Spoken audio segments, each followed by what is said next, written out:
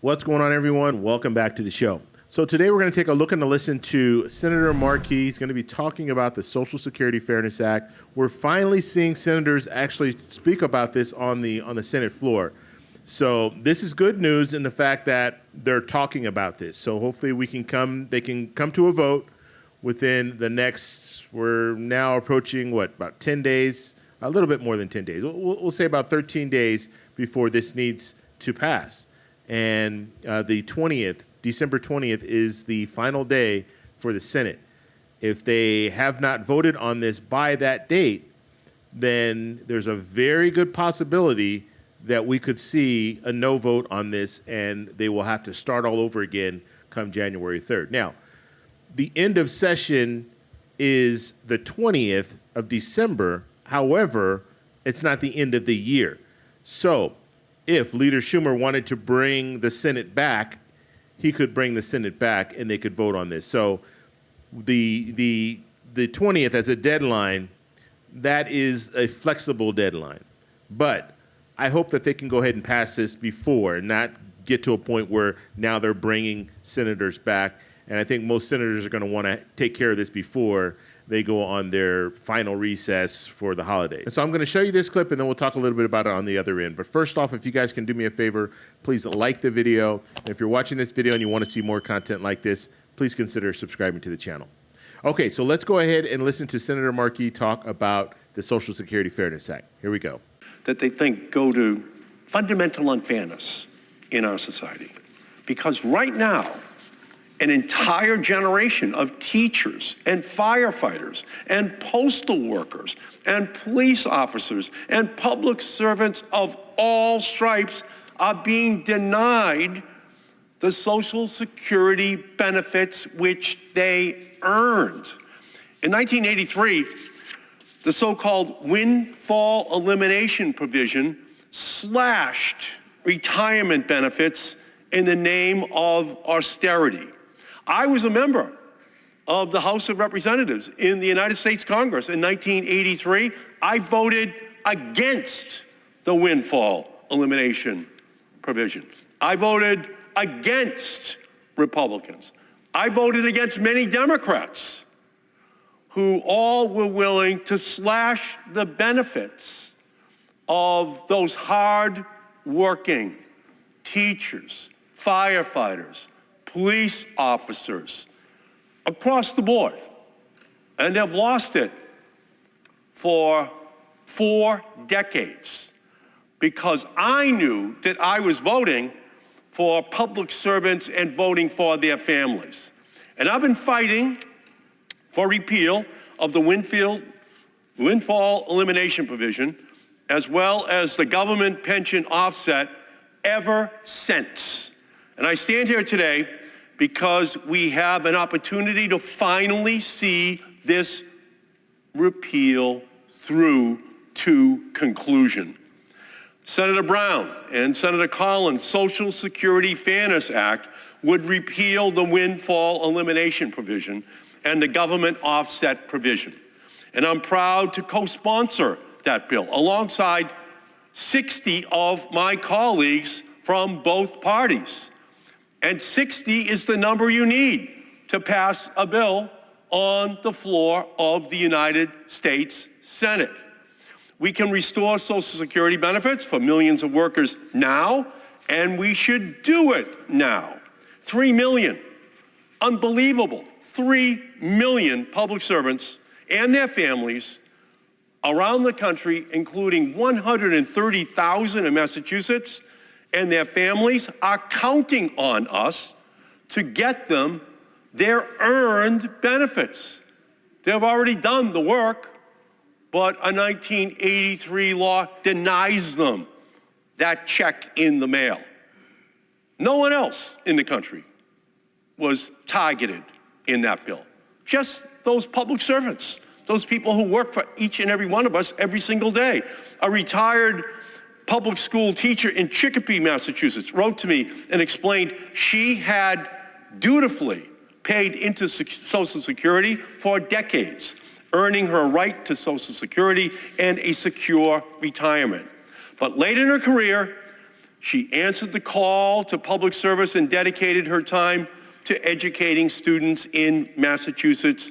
That's the kind of action that we should value and we should reward. Instead, she was blindsided 10 years later to learn that because of her public service and the modest public pension that she accrued, her Social Security benefits would be cut by $580 a month, which otherwise would be there on her kitchen table for herself, for her family.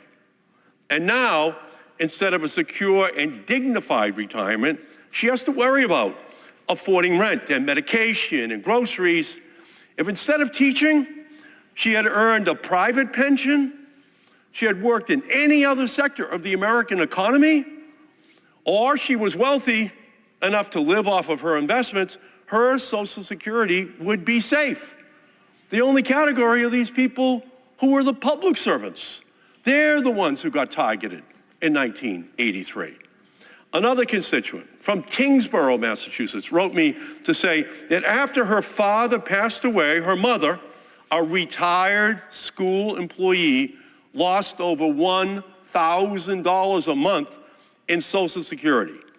Now, in addition to mourning her husband, she also struggles to pay bills and meet her basic needs.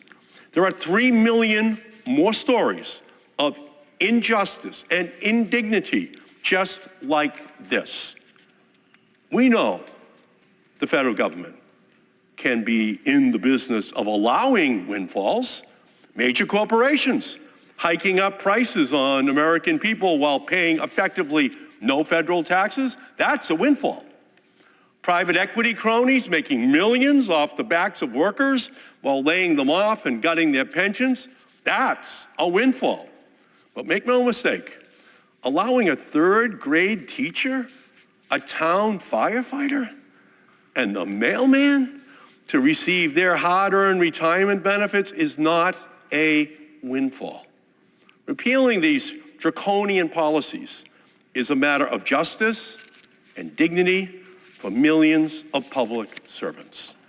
These workers served their communities and delivered for us every single day in every city and town across the country. Massachusetts, the president's home state of Pennsylvania, but state after state, the story is the same. And now it is time for us to deliver for them. After 4 decades of fighting and organizing alongside unions and workers and retirees, Congress must repeal these policies once and for all. The Senate may be short on time, but public servants have waited long enough. In the time remaining this year, we must deliver for those 3 million families in our country. They earn this benefit. We have to finally meet the obligation which has been accrued by the American people to those 3 million workers. So let's vote to pass the Social Security Fairness Act. Bring home this win for public servants, their families, and our communities. No matter where you live in America, when you see that firefighter on the fire engine, when you see that police officer rushing to protect a family, when you call the teacher to ask, how is my child doing? Every time you make one of those calls, every time you see one of those people, just know that they're denied.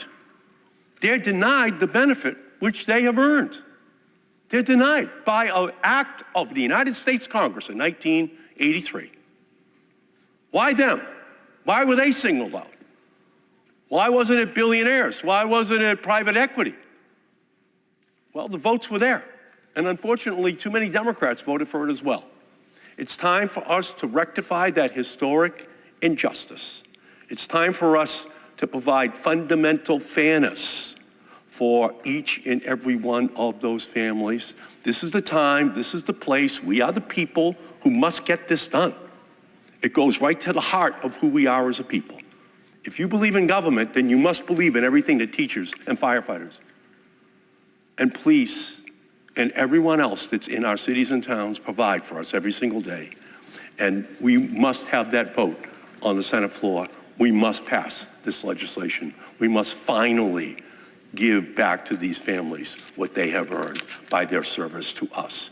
Mr. President, I thank you, and at this point, I yield back to the presiding officer. Okay, so that was Senator Markey talking about the Social Security Fairness Act.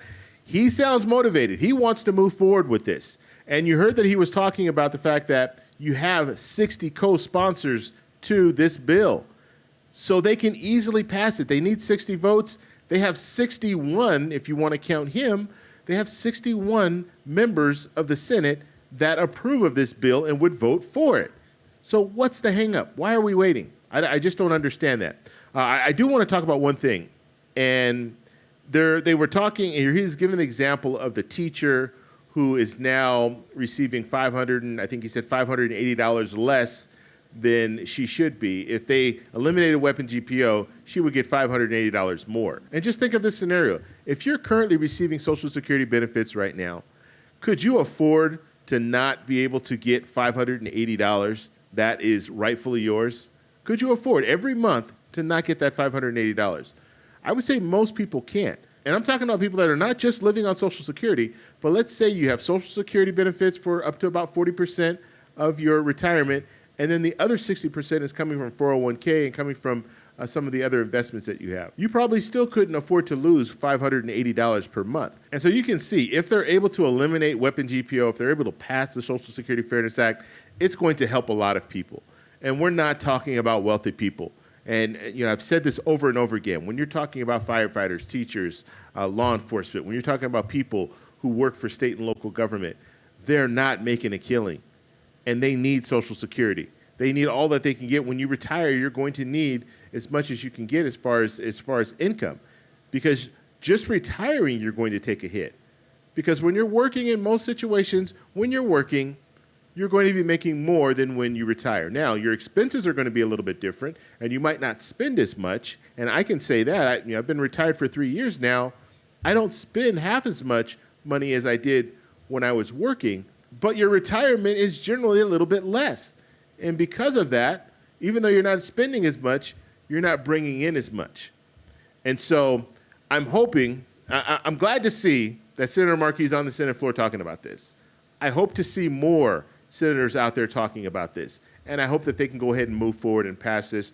We're down to the end of the week. So now we're looking into next week, and hopefully next week they can put something to paper and start moving forward with this and passing it. And the one thing about the Social Security Fairness Act, this is a simple bill, and it's a one-pager. And I've read the bill to you on this channel and showed you there's not much to it. All it does is eliminate weapon GPO. That's it. And so it's not hard. There shouldn't be a lot of debate on this. And if you already have the 60 votes, why not bring it to the floor and just get it out of the way? Because you have these other bills that you're going to have to look at. You have the budget for 2025. You're going to have to address that. You have defense spending. You're going to have to address that. So why not just get this out of the way so you can focus on those things? Because those things, they have to pass. When it comes to the Social Security Fairness Act, that doesn't have to pass. Although we want it to, it doesn't have to pass. And so why not get that out of the way now, and then you can deal with some of the bills that are, they have to address. So anyway, I want to know what you guys think, so let me know in the comments below. If you like this video, please give me a thumbs up. Please subscribe for more, and I'll talk to you in the next one. Bye.